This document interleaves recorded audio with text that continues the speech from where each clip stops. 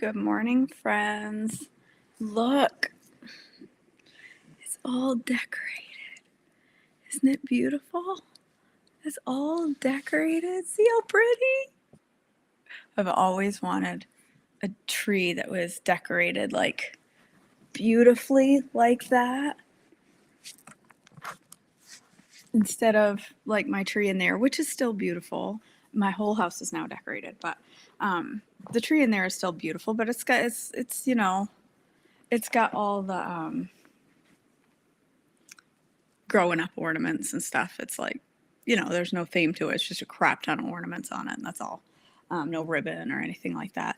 But I've always wanted one with like a pretty ribbon and all theme color, and I've always wanted blues. I've always wanted a tree done in blues because I love blue. Blue is my favorite color. And so, yeah. And then I have my beautiful Cindy picture over here that says "Wise men still seek him." That was from Cindy, and I love it so much. And I've got like 4 mini trees. My whole living room is decorated. I got stockings hung by the mantle with care. I'm ready to go. It kind of does look beachy, doesn't it? I thought so too. I thought I should have gotten some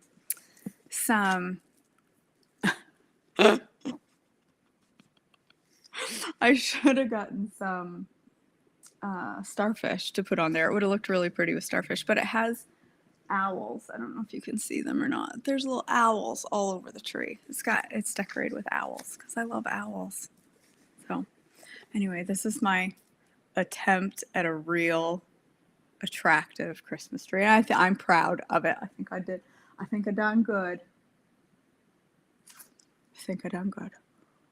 Mom goes, "Oh my gosh, Meredith. I think it would mess with the microphone." But yes. Mom goes, "Well, it's decorated pretty, but I hate skinny trees. I don't like it." Thanks, Mom. You always know how to make a girl feel good. Girls, this is my first cup of coffee since Monday. All right. We are on November 2nd.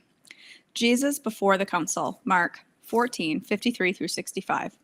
They took Jesus to the high priest's home, where the leading priests, the elders, and the teachers of religious law had gathered. Meanwhile, Peter followed him at a distance and went right into the high priest's courtyard. There he sat with the guards, warming himself by the fire. Inside, the leading priests and the entire high council were trying to find evidence against Jesus so they could put him to death, but they couldn't find any. Many false witnesses spoke against him, but they contradicted each other. Finally, some men stood up and gave this false testimony. "We heard him say, 'I will destroy this temple made with human hands, and in 3 days I will build another, made without human hands.'" But even then, they didn't get their story straight. Then the high priest stood up before the others and asked Jesus, "Well, aren't you going to answer these charges? What do you have to say for yourself?"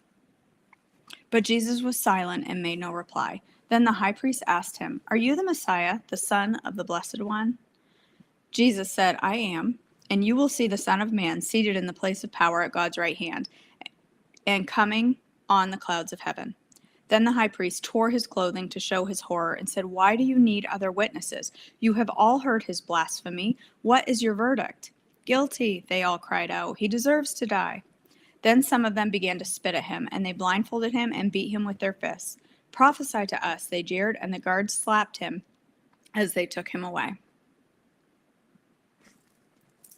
I need to text my child. Because if she's not going to be on time, I've told her she's going to lose Duncan privileges this morning. Oh, she read my text, so apparently she's up. I am now. I said, "Are you up?" "I am now." Okay. Matthew 26:57 through 68. Then the people who had arrested Jesus led him to the home of Caiaphas, the high priest, where the teachers of religious law and elders had gathered.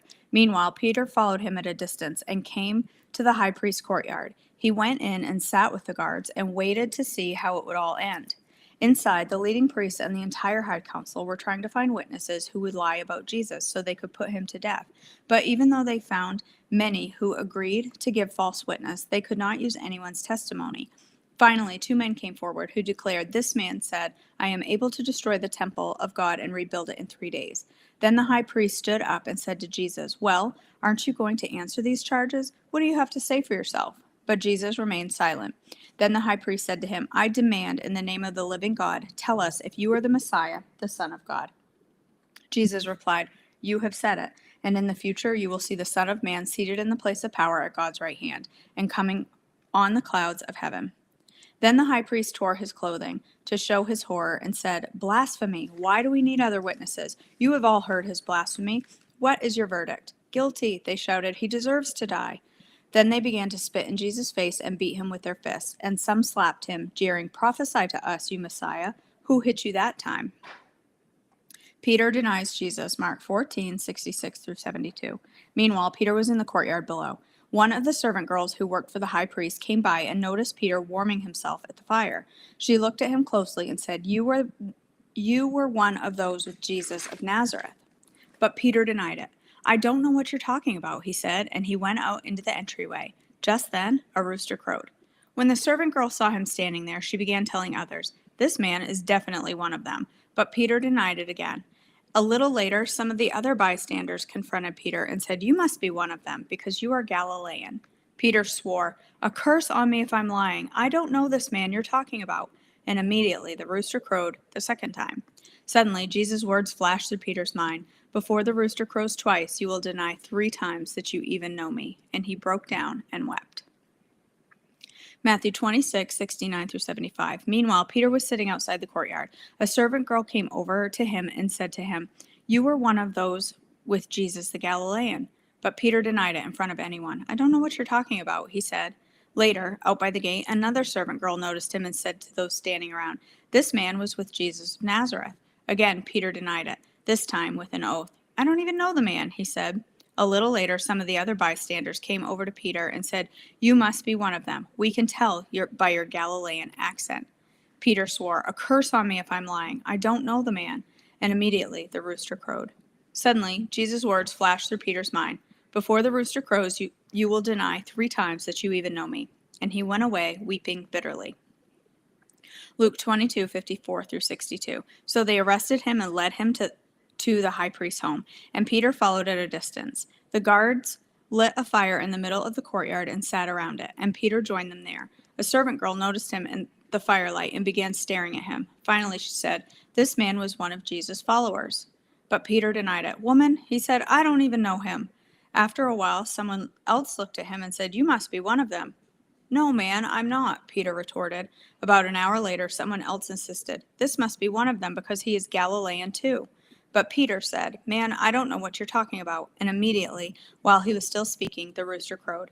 At that moment, the Lord turned and looked at Peter. Suddenly, the Lord's words flashed through Peter's mind. "Before the rooster crows tomorrow morning, you will deny 3 times that you even know me." And Peter left the courtyard, weeping bitterly. John 18:25 through 27. Meanwhile, as Simon Peter was standing by the fire warming himself, they asked him again, "You're not one of his disciples, are you?" He denied it, saying, "No, I am not." But one of the household slaves of the high priest, a relative to the man whose ear Peter had cut off, asked, "Didn't I see you out there in the olive grove with Jesus?" Again, Peter denied it, and immediately the rooster crowed. Jesus before the council, Mark 15:1. Very early in the morning, the leading priests and elders and teachers of religious law, the entire high council, met to discuss their next steps. They bound Jesus, led him away, and took him to Pilate, the Roman governor. Matthew 27:1 through 2. Very early the next morning, the leading priests and elders of the people met again to lay plans for putting Jesus to death. They bound him, led him away, and took him to Pilate, the Roman governor. Luke 22:66 through 71. At daybreak, all the elders of the people assembled, including the leading priests and teachers of religious law. Jesus was led before this high council, and they said, "Tell us, are you the Messiah?" But he replied, "If I tell you, you won't believe me, and if I ask you a question, you won't answer. But from now on, the Son of Man will be seated at the place of power at God's right hand." They all shouted, "So you are claiming to be the Son of God?" And he replied, "You say that I am." "Why do we need other witnesses?" they said. "We ourselves hear him say it." Judas hangs himself, Matthew 27:3 through 10. When Judas, who had betrayed him, realized that Jesus had been condemned to die, he was filled with remorse. So he took the 30 pieces of silver back to the leading priests and the elders. I have sinned, he declared, for I have betrayed an innocent man. What do we care? They retorted. That's your problem. Then Judas threw the silver coins down in the temple and went out and hanged himself. The leading priests picked up the coins. It wouldn't be right to put this money in the temple treasury, they said, since it was a payment for murder. After some discussion, they finally decided to buy the potter's field, and they made it into a cemetery for foreigners. That is why the field is still called the Field of Blood. This fulfilled the prophecy of Jeremiah that says, they took 30 pieces of silver, the price at which he was valued by the people, and purchased the potter's field as the Lord directed. Okay. Oh, my biceps is sore. Oh, let me go ahead and scroll back.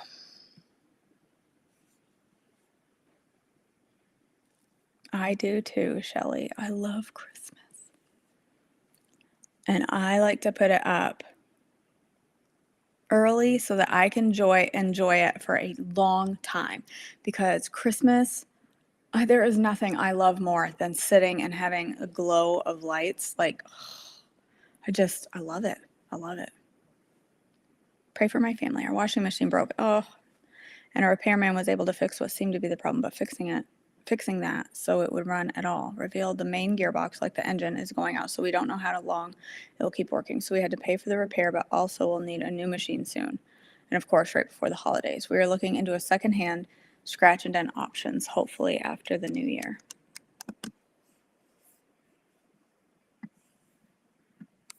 I'm going to definitely be praying for that, Elizabeth. Sorry, I don't know why.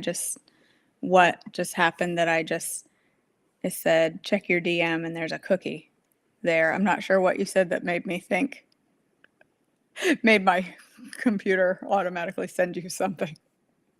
I bet it's an invitation to last year's Holy Healthy Holiday. I need to shut that off, apparently. All right, girls, let's go ahead and pray. God, our Father, I just thank you and praise you so much for all that you do for us. Thank you for the way you love us and the way you show up for us every single day. And thank you for meeting us here for devotions. And I just pray that this time together reading your word is honoring to you, our God. God, I pray for each woman here and the many concerns on their heart. I lift them all up to you. I know that there are heavy concerns of loss. I think of my friend Jennifer and the loss she's struggling with right now. And you know the details there, God. And there's so many people that are struggling with a loss in their life or potential loss in their life, and just health struggles and health concerns, and just a lot of heavy things in this community happening.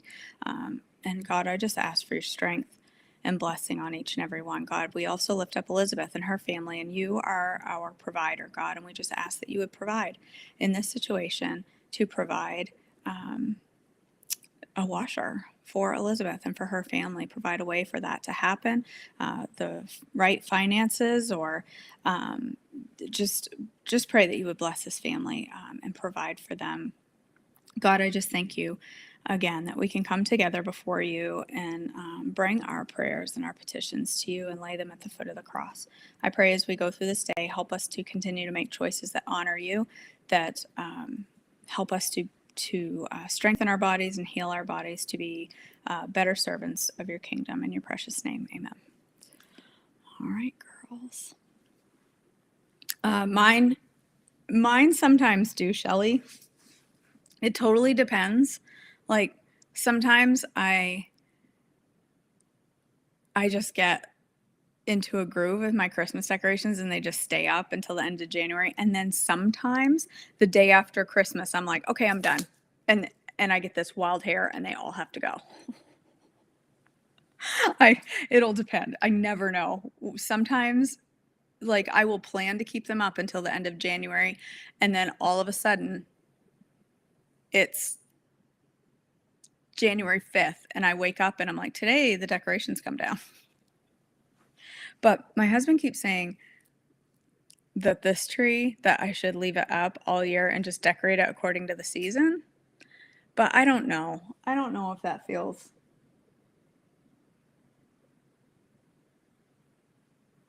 I don't know if I'm that kind of person. I'm not saying there's anything wrong with it. I just don't know if I'm the decorate for Valentine's Day on my tree kind of a girl. I don't know. Maybe. We'll see how it hits me in January. I don't know. All right, girls. I love you so much. I hope you have a fabulous, fabulous Sunday. And I will see you all back tomorrow for more devotions. Love you guys.